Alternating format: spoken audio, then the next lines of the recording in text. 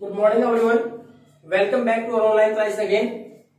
In the last class, we have completed our fourth lesson of geography. That was air. And we discussed about different aspects of air. What is air? Mixture of gases. What are different gases found in the air? Then after different layer, atmospheric layer. In the atmosphere, what are different layers? Then what are the major features of every layer? What is air pressure? Then after what is moisture? How different types of rainfalls occurs and what is the use of rainfall.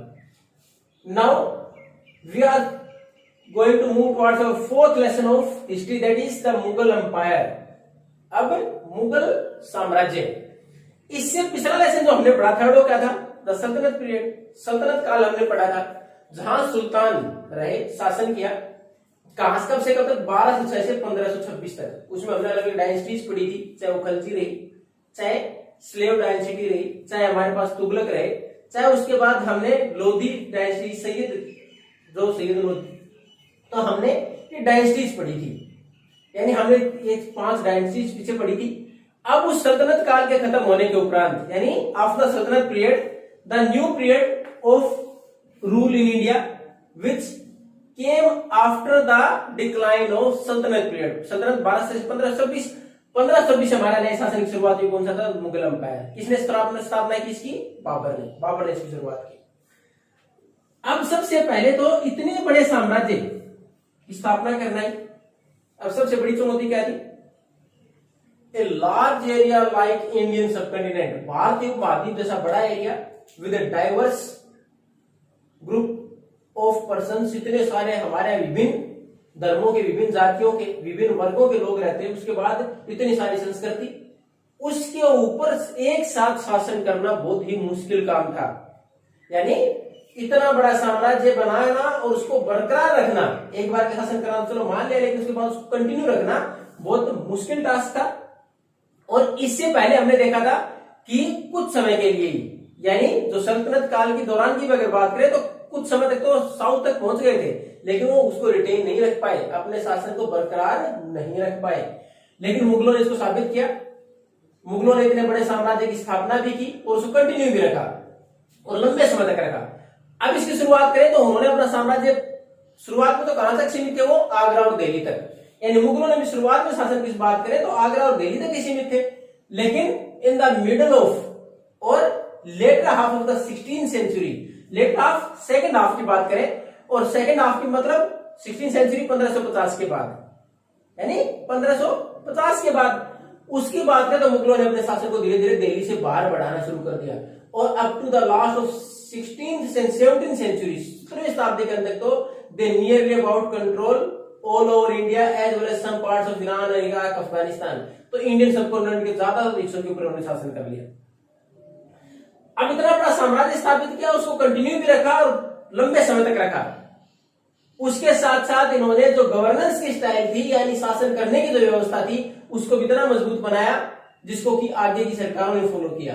Even they made some structure of administration, कुछ प्रशासन के इस प्रकार के structure निर्माण किए गए, building इस प्रकार की बनाएगी which are follow till now, जिनका कि हम आज भी इस्तेमाल करते हैं. उसमें एग्जांपल 2 दिन पहले का एग्जांपल ले लें. Our prime minister mister Narendra Modi address the country on 15 August from where, कहां से एड्रेस किया था? लाल किले से, रेड फोर्ट.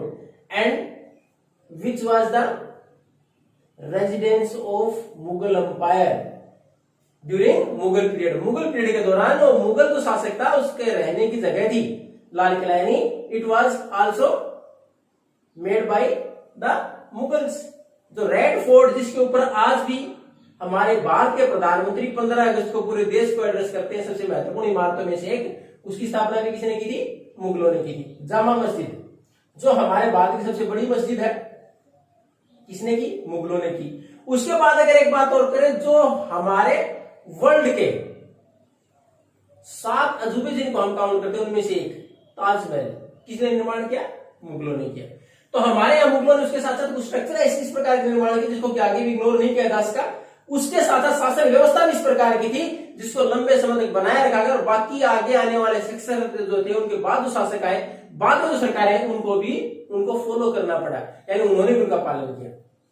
तो इस प्रकार का शासन, इतने बड़े एरिया पर शासन भी किया, इस प्रकार की इमारतें बनवाई जो they are use till now, आज भी महत्वपूर्ण प्रशासकीय इमारतें हैं। उसके साथ जो गवर्नेंस की स्टाइल थी, किस प्रकार टैक्स कलेक्शन किया जाए और किस प्रकार की व्यवस्था बनाए रखी जाए, किस प्रकार हमारे यहाँ इंफ्रास्ट्रक्चर को डेवलप किया जाए, सारी चीजों को आगे भी फॉलो किया गया। अब इसमें भी ये मुगल थे कौन, अब इतना बड़ा शासन की हम बात करें तो मुगल थे कौन। अब इसमें महत्वपूर्ण तरीके से अगर बात करें इसकी, तो ये दो शासक परिवारों से है, दो शासक परिवारों से, यानी माताजी एक महत्वपूर्ण जो उस टाइम का अंपायर था, साम्राज्य था, उसका हिस्सा थी, और उनके पिताजी भी इसी प्रकार को दूसरा साम्राज्य यानी दूसरा एक शासन की व्यवस्था थी उनमें से थे। यानी एक राज परिवार से दूसरे राज परिवार में शादियां की गई थी। पहले होता भी ऐसे ही था, लेकिन ये महत्वपूर्ण राज परिवार जिन्होंने लंबे समय तक बहुत सारे एरिया के प्रशासन किया था, उन परिवारों से आते थे। अब उनकी माताजी की बात करें तो she belong to the family of Genghis Khan, और बहुत सारे चंगेज खान भी लिखा हुआ है। तो उनकी माताजी कौन से परिवार से बिलोंग करती थी, चंगेज खान के परिवार से बिलोंग करती थी। और 1227 में चंगेज खान की डेथ हुई, मंगोल शासक थे। इन्होंने शासन किया कहां तक, चाइना और सेंट्रल एशिया तक शासन किया, मध्य एशिया तक इनका शासन था, वहां तक इन्होंने शासन किया। और उनके जो पिताजी थे वो कौन से शासन से बिलोंग करते, तिमूर-लंग जो शासक रहे उनके परिवार से थे। तिमूर-लंग की 1404 में डेथ हो गई थी। और इन्होंने शासन कहा से ईरान, इराक और तुर्की तक शासन किया, यानी दो महत्वपूर्ण साम्राज्य जो थे उनके परिवारों से आते थे मंगोल, ये जो हमारे मुगल्स। अब इसमें तिमूर जो थे, तिमूर-लंग ये शासक अगर चंगेज खान से तुलना करें तो अच्छे रहे।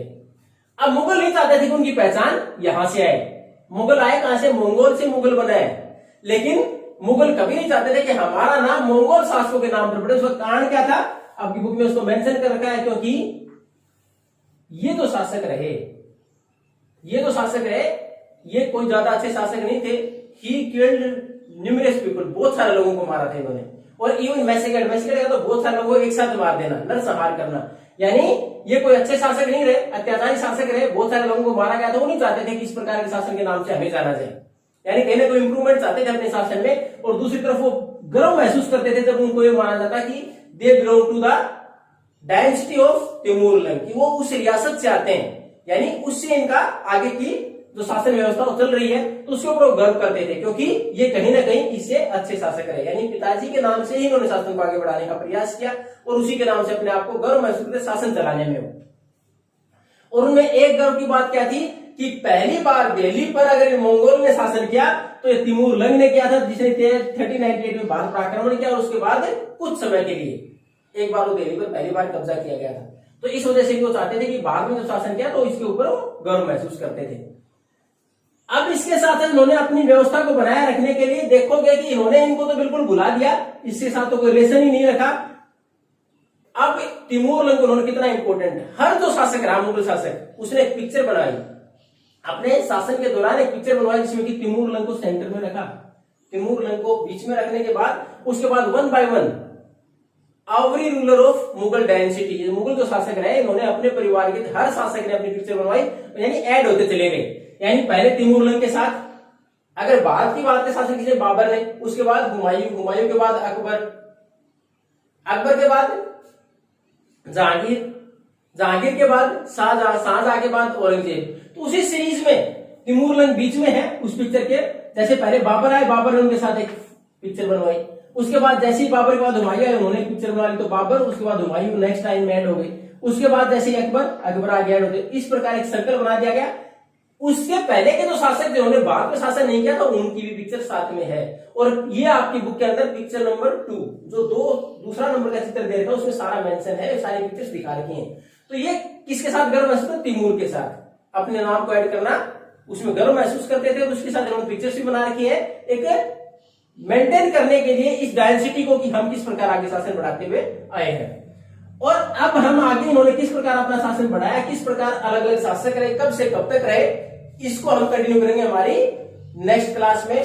How they expand through their military expeditions, अपने सेना के अभियान के द्वारा उन्होंने किस प्रकार भारत में अपने शासन को बढ़ाया या फिर इंडियन सबकंटिनेंट में अपने शासन को बढ़ाया, कौन कौन सी पॉलिसी उन्होंने अडॉप्ट की और किस शासक ने किस प्रकार शासन किया और किस शासक का समय सबसे लंबा रहा। हालांकि आपने तो बहुत सारे सीरियल्स पे आते हैं, अकबर का समय इनमें सबसे ज्यादा रहा, he ruled nearly about 50 years, लगभग 50 साल तक अकबर ने शासन किया था।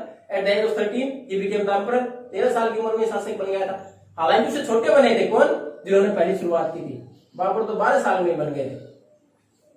तो हम ये सारा करनी, तो केवल इंट्रोडक्टरी पार्ट था, इंट्रोडक्शन था हमारा कि सल्तनत काल के बाद किस प्रकार मुगल शासन की शुरुआत हुई और मुगल शासन ये नाम किस प्रकार आया, उनके जो एंसेस्टर्स थे, पूर्वज थे, वो कौन थे और किस प्रकार अभी भारत में शासन करेंगे। We are going to continue in the next class. Thank you and have a nice day.